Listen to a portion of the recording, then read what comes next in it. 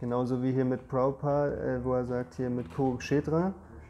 Weil warum erwähnt er das? Weil es Bhagavad Gita Ausgaben gibt, wo Kurukshetra als der Körper beschrieben wird und nicht als der wirkliche Ort, Dharmakshetra, den es ja wirklich gibt. Und den Platz, wo Krishna zu Arjuna gesprochen hat, das ist ein heiliger Ort. So, und da sind heutzutage kein riesiges Schlachtfeld mehr, sondern sind ganz viele Tempel, die, sagt man, an diesen Kampf erinnern. So. Und deswegen, da immer noch pilgern da sehr viele Leute hin, zum Beispiel an dem Erscheinungstag von der Bhagavad Gita. Kommen da Millionen Pilger hin und rezitieren dann über Tage die Bhagavad Gita und die ganze Zeit wird's.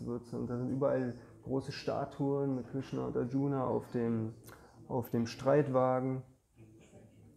Und ich glaube, ISKCON hat jetzt auch da einen Tempel gebaut, ne? Der irgendwie auch so aussieht wie ein Wagen oder so. So ganz spezielle Architektur. Habe ich mal ein Bild gesehen. Ja.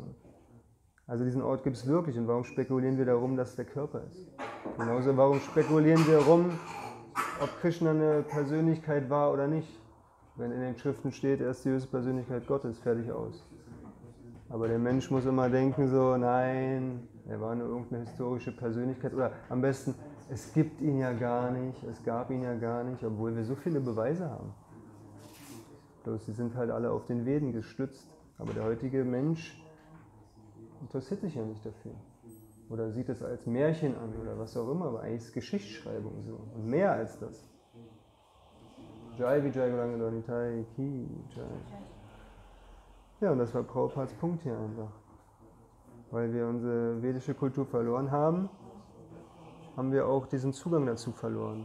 Und das sehen wir jetzt, was wir davon haben, so, ne? Dass die Leute rumspekulieren. Und statt einfach sich zu freuen, dass wir eigentlich die Informationen haben, geschichtlich, können eigentlich stolz darauf sein, dass wir so weit in der Vergangenheit zurückschauen können. Aber es ist halt auf eine Art auch gewollt, dass wir das nicht machen.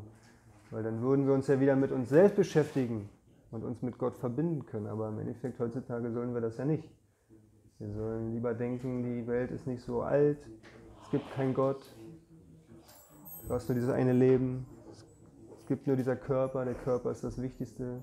Und der Sinnesgenuss ist eigentlich viel wichtiger, als Gott zu erkennen. Ja, so, schade eigentlich, aber das ist die heutzutage. Ja.